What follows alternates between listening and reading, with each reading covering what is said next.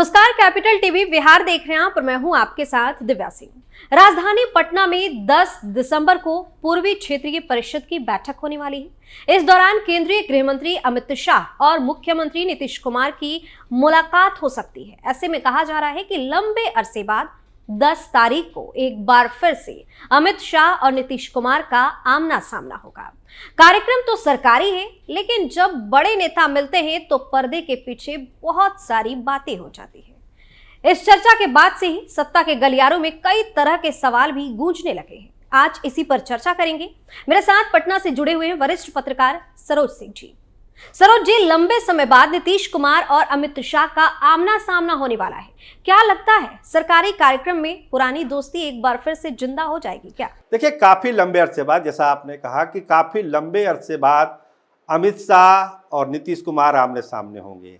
आंखें दो चार होगी दोनों की, तो स्वाभाविक है कार्यक्रम भले ही सरकारी हो, लेकिन पर्दे के पीछे बहुत सारी चीजें हो जाती है। तो एक उम्मीद की जा रही है बिहार में कि अमित शाह और नीतीश कुमार जब आमने सामने होंगे तो जरूर जो है दोस्ती, जो पुरानी दोस्ती है, वो परवान चढ़ सकती है।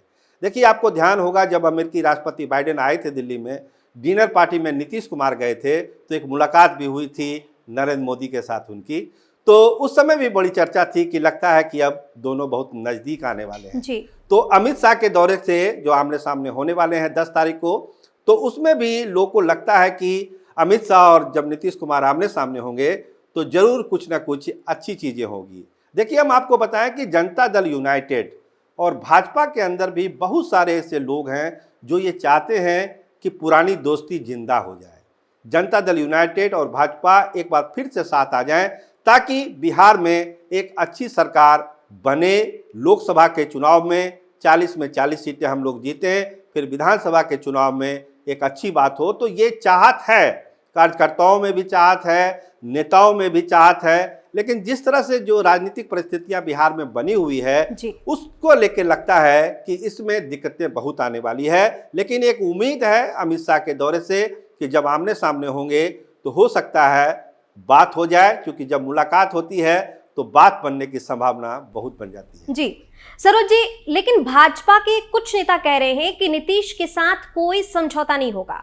तो अब 10 तारीख को अमित शाह की नजरें जब नीतीश कुमार से मिलेंगी तो क्या कहानी बदलेगी या फिर आर पार की लड़ाई शुरू हो जाएगी? क्या लगता है, अगर बात बनी तो क्या होगा और अगर बात नहीं बनती है तो क्या होगा? देखिए, सियासत तो संभावना का खेल है। आप भी जानते हैं, हम भी जानते हैं, जनता भी जानती है कि अगर बात बनी तो फिर क्या होगा और बात बनेगी कैसे। देखिए, प्रदेश अध्यक्ष हैं सम्राट चौधरी बिहार के, भाजपा के। वो कहते हैं कि देखिए, नीतीश कुमार से क्या दुश्मनी हमारी हो सकती है, वो हमारे गार्जियन हैं, बड़े नेता है, उनके साथ हम रह चुके हैं, उनको कई बार मुख्यमंत्री बना चुके हैं, तो ऐसा कोई गिला शिकवा नहीं है। लेकिन परिस्थितियां बदली है। अब अगर दोस्ती होगी नीतीश कुमार के साथ तो भाजपा बड़े भाई की भूमिका में होगी। नीतीश कुमार को मुख्यमंत्री का पद त्यागना होगा, उसका मोह छोड़ना होगा और भाजपा बड़े भाई की भूमिका में होगी। मुख्यमंत्री होगा तो भाजपा का होगा। इस शर्त पर हम कभी भी कहिए तो 1 घंटे में मीटिंग करने के लिए तैयार हैं, दोस्ती करने के लिए तैयार हैं, लेकिन भाजपा बड़े भाई की भूमिका में होगी और मुख्यमंत्री भाजपा का होगा। तभी कोई बात जनता दल यूनाइटेड के साथ बन सकती है। नहीं तो हम तो तैयारी है, 40 लोकसभा सीट पर हम तैयारी कर रहे हैं और सभी सीटें हम जीतेंगे, आप देख लीजिएगा।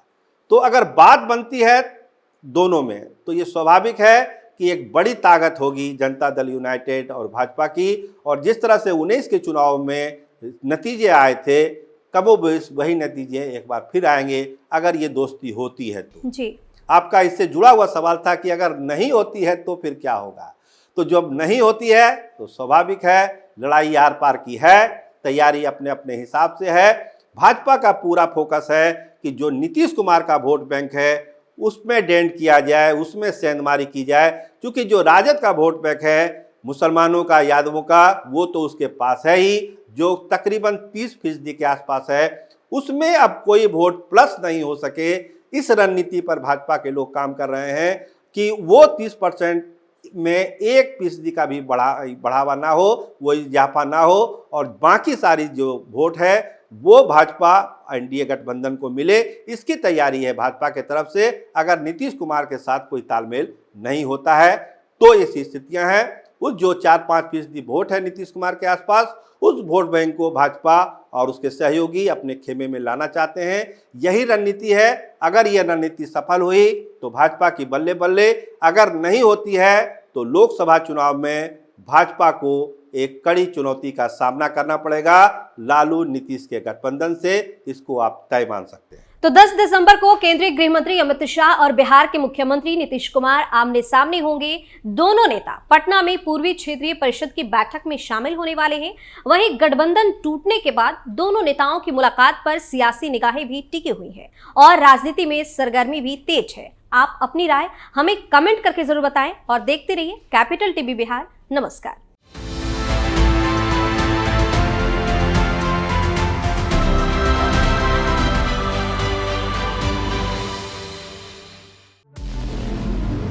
हमारे व्रत, हमारी परीक्षा, लक्ष्य तक पहुंचने की हमारी संयमित प्रतीक्षा। हमारे छठ से और हमारे हठ से पूरी दुनिया वाकिफ है। हमें विकल्प पर नहीं, अपने दृढ़ संकल्प पर अटूट विश्वास है।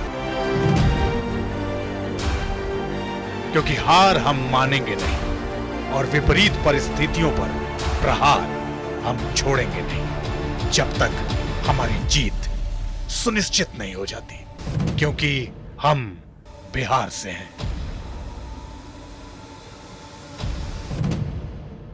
कैपिटल टीवी पर मैं अमित प्रकाश लेकर आ रहा हूं बिहार पर एक ब्रांड न्यू स्पेशल शो। हम बिहार से हैं।